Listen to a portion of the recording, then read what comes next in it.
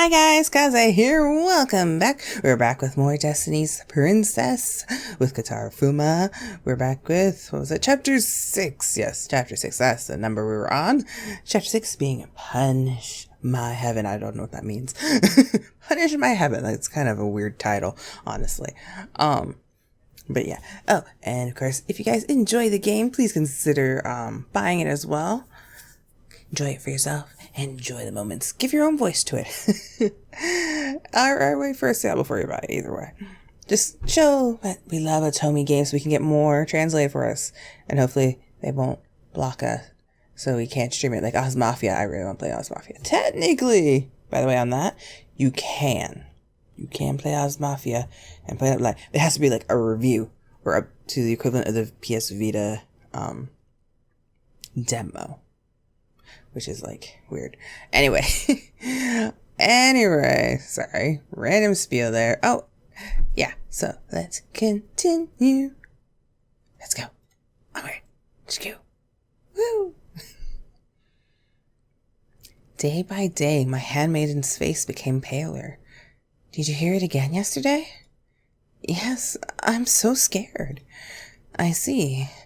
This is so troubling. The moaning voice had started echoing out of nowhere. The people in the castle were being tormented night after night by the voice. So it's coming from underground after all? Yes. Shall I escort you to your room? Okay. In addition to being surrounded by demons, the mood in the castle got dark these past few days. Everyone is saying that the ghost of one of the fallen men or the curse of a demon. I see. I wish we could call a Buddhist monk to exorcise it. Why don't we ask the dagger that's in our bosom? Or did we lose the dagger somewhere and totally forgot about him? The closest temple was destroyed by the demons. Without exterminating the demons, well, that was right. That was the reason we couldn't hold a proper burial service for the deceased. Also, one of the vassals could hear a dreadful voice from underground. The voice got bigger every day. Apparently it started echoing in the stairwell. I felt bad for them as they become more and more fatigued day after day. So, that's our problem. Can't we do anything about it, Father? Even if you ask me that. Nobunaga yawned behind his folding fan. We can't see it, so swords and spears won't do a thing. That's true, but I feel so bad for the frightened people and vassals. Even if it doesn't solve the problem, you could order the vassals to search this place. Leave it alone. Huh? I didn't understand what he said and blankly opened my mouth. Nobunaga repeated himself. I told you to leave it alone. The moaning voice isn't coming to attack us, so what harm is it doing? If people don't have enough guts to endure the voice, they won't live very long. Comrades like that are as good as dead. Father! I shouted without thinking. Don't speak like that about the citizens and vassals who have followed you all these years. I couldn't care less. Nobunaga folded his fan up and smirked. I was the one that these people were following. Isn't that right? Father? What was the meaning of this? What he said it made it sound like he knew he had been summoned to this world. But, Father, what did you just say? Leave. Without answering me, Nobunaga smiled and spoke. There's no need for us to talk any longer. Leave. Okay. Bye, Dad. I was thrown out without anyone to rely on. I stood in the hallway confused. Does Nobunaga know the truth? I think we know. We the people know. After, our previous players, I think we know. I had summoned them from another world and they had been given fake memories. How? I don't understand anything. The thing I didn't understand the most was Kotaro. What is Kotaro thinking? He invited me to go to another country and had kissed me after I'd refused. After that, Kotaro hadn't shown himself to me for a number of days. I let out a sigh and decided it was time to move forward. Whoops. Okay, I think I double clicked, but I don't think I did. I was just like, phew, I'm gone. Kotaro? I thought I saw someone's familiar, lightly colored hair in the hallway. The figure who I thought was Kotaro quickly turned the corner and disappeared. Kotaro! I jogged over and immediately turned the corner, but he wasn't anywhere to be seen. The only thing, there was a scroll hanging on the wall at the end of the hallway. I looked into the adjacent room, but he wasn't there either. Was I seeing things? How long I thought about it, my family's secret passage did connect to the wall scroll. Maybe he had used it because I taught him about it when we had gone outside the other day. Must be seeing things it can't be. I must be seeing things. I'm sure I'm just seeing things, mumbled to myself. I mean, I told him we could use it that time. Kotaro had even nodded and smiled. I looked at the passage opening with mixed feelings. I helped out around the castle doing what I could and returned to my room. I was alone and kept thinking about Kotaro. I took the small box with the pretty paper on it from the shelf that held my favorite things. I opened the lid and looked at the multicolored stones, the treasures Kotaro had given me. How pretty. You should throw your social status away. You should come with me. I should have taken his hand that time. I really did want to go with him. I wanted to leave this castle where I had no blood relatives.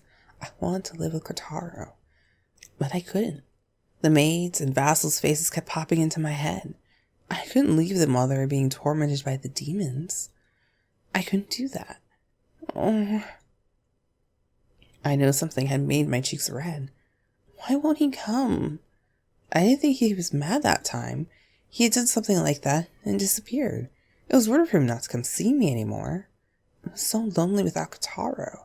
I had figured that out in the few days we hadn't met. It felt like I had a gaping hole in my chest. When did I start liking Kotaro this much? You're so quiet lately. I wiped my tears and called out to the dagger, and I really wanted to talk to someone. He kept talking to me when no one was around, but recently he had been completely quiet. Although the small demon in the dagger was whimsical and didn't answer my questions, that was why I didn't really think about it. You should listen to me sometimes. Please, talk to me. However, the dagger stayed silent. Is it unable to speak now? As I thought, there was no reply. I took the dagger out from my bosom and unsheathed it. Hey! The blade reflected white light. Huh? I stared at the handle closely. It was a little different from the dagger in my memories. I realized the pattern on the handle was different and the fitting was oddly off. It looked very similar, but this wasn't my dagger. This can't be! Since when? My heart made an awful sound. It can't be. Were they switched? But for what reason?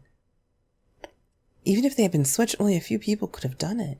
I only took it off when I entered the bath. It had to have been the maid who did everything for me, or the person in charge of the bath. No, there was one more person. Kotaro.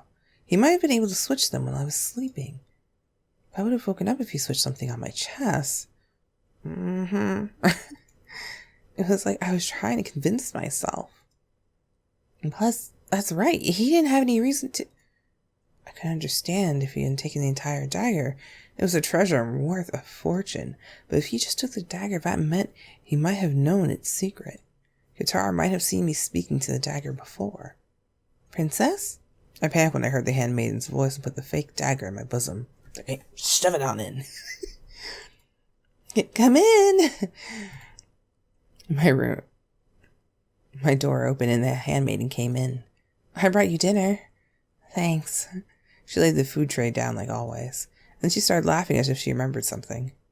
Now I think about it, the maids have been sulking. Sir Fuma's clothes were stained with blood again. Kotaro's clothes were? Yes, they said he didn't visit them or show them any new performances. Oh, my apologies. I shouldn't have brought that up right before dinner.